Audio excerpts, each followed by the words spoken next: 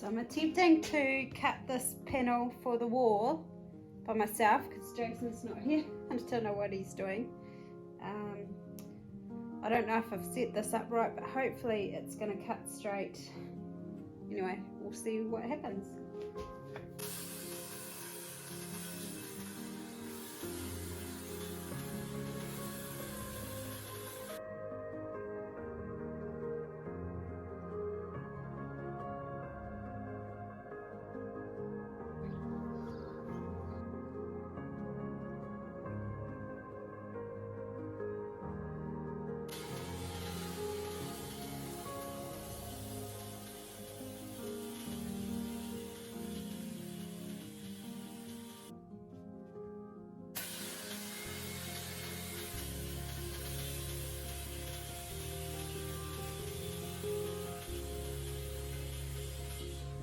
Just seeing if my measurements are correct and whether this panel fits.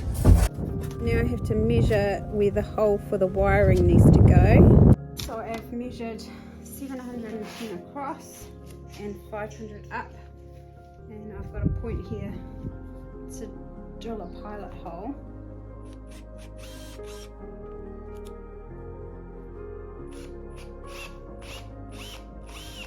What we're doing is we are putting a little recess into the board for the heads of the rivets, because we're going to be sticking our fake tongue and groove directly to the surface. If we left the rivets sticking proud, then we'd have a bulge everywhere there was a rivet. So we're just recessing the rivet head into the board so that the boards will sit flush.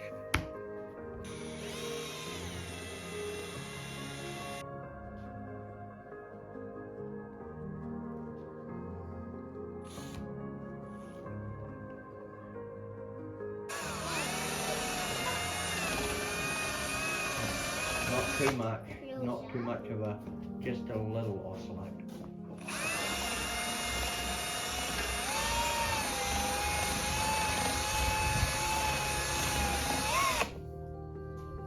Because what you'll find is if you oscillate too much, you'll end up with a cut deep on the edges. See, you've gone heavy there and over there, so you want to angle it that way a bit.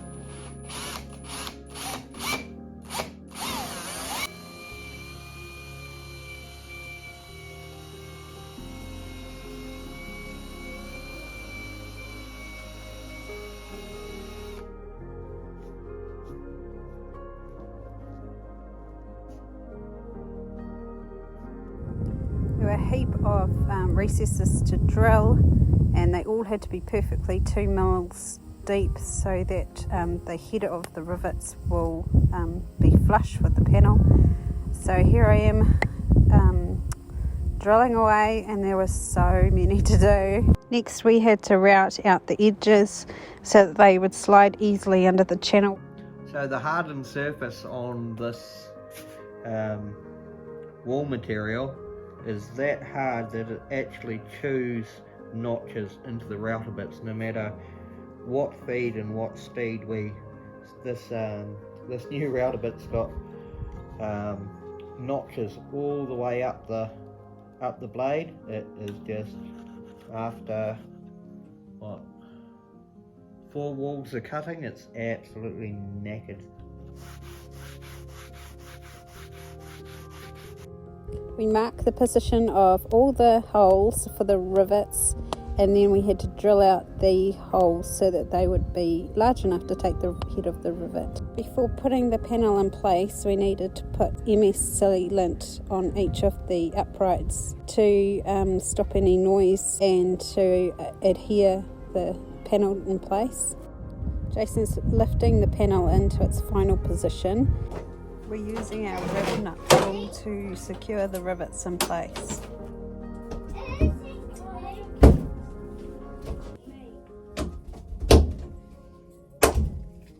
Oh, can I have a chain? Yeah, of course you can. So the thing's out? Or No, so you if you pull it back like that, poke it on like just that, it pokes the last one. Now open the drawer and push it in. Now squeeze. Yep. Now open again. Slide in and squeeze. Gently. That's Oh, shivers. Yeah, goes quick. I lost a lot of feeling in my hands when I got sepsis. And I can't use a normal rivet gun, and I'm really surprised that I can actually use this riv nut tool. Beautiful, look. Can't feel them at all. That's the idea. So excited! Now your planking's going to be able to go.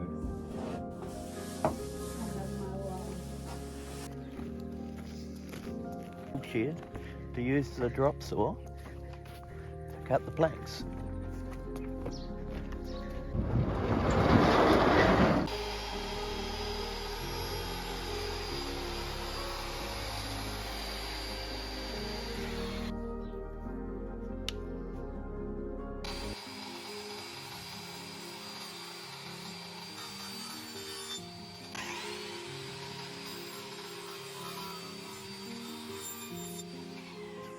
These wires are going to get in the way of this first panel, so Jason's just marking where we can file a little groove so that the plank can sit flush against the roof.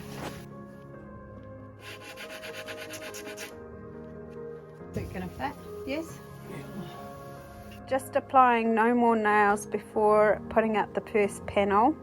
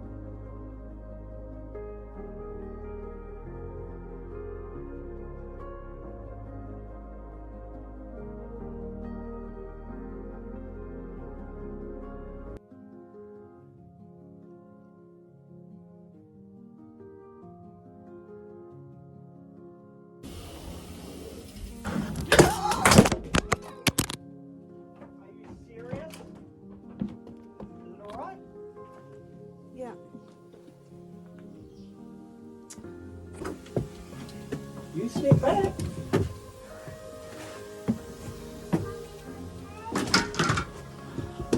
Yeah. Is it alright? Yeah.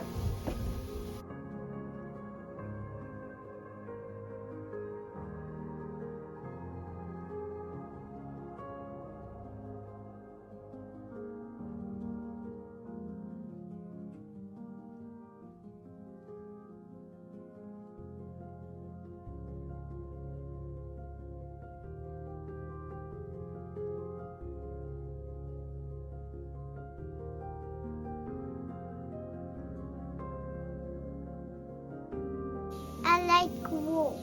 Looks pretty, eh? Yeah. Do you like your wool?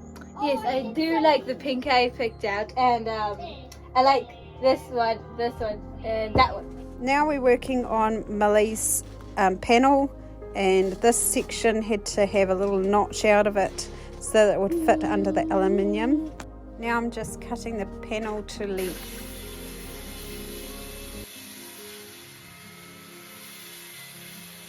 We're test fitting the Millie's panel to see if it will fit properly in position. And now Jason's scribing the edge so that when we route it, it will give a cleaner cut.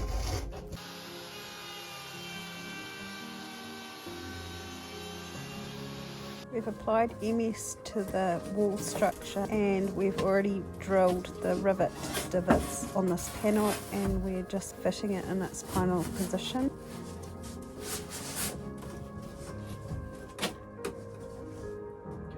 Yeah.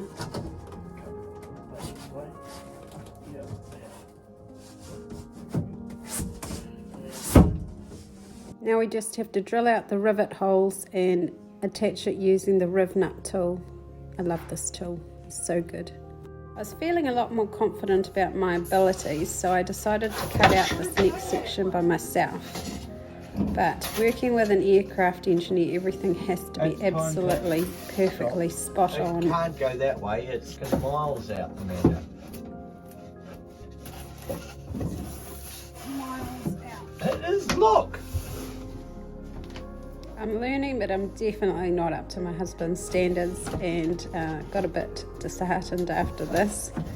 But we ended up using this piece, and we just siliconed in the little gap, and it's behind panels, so you wouldn't notice anyway. Can you grab these? Probably.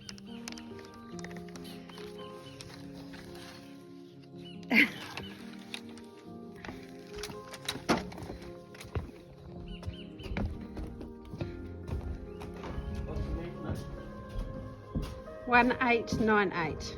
It's the next day and we're all good again. Measuring out the length of the panels that are going on the walls. Trying to work as a team here. I started measuring the panels so that Jason could concentrate on cutting. However, I measured one of the panels too short and that didn't go down very well, so we ended up swapping where I cut and Jason measures, and that seemed to work a lot better. Jason's measuring so that we can line up the brad nails with the previous board. They all have to be perfectly in line. Now we're just placing the first board down, measuring it, and then placing the no more nails in the right position. And using the pin nailer, we attach the board to the panel. We carry on like this until all the panels are in place except for the very last one, which needs to have a slight trim on the edge. Here's how it looks without that last panel in position. So I did record this whole process of putting this board in, but my phone storage got too full, so we got to about here and then it stopped. So we have got all of these boards in, but when I was putting this one in, I slipped and the pencil went over here. So now we've got this mark, see the mark here? So I've rubbed it out. I'm just going to try and touch it up with a bit of dry brushing. While I was fixing up the paint, Jason was cutting the last panel for Celeste's bunk area, which needed a slight trim off the edge, and then we glued and nailed it into position. So how are you measuring this? With great difficulty. 91.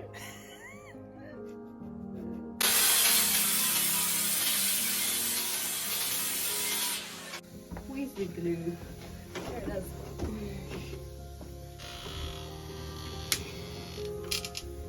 Look at that, bunk beds. Wow.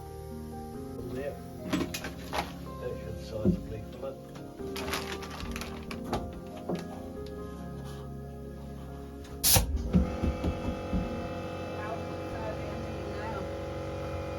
Not far, so 50 mil up. Yeah.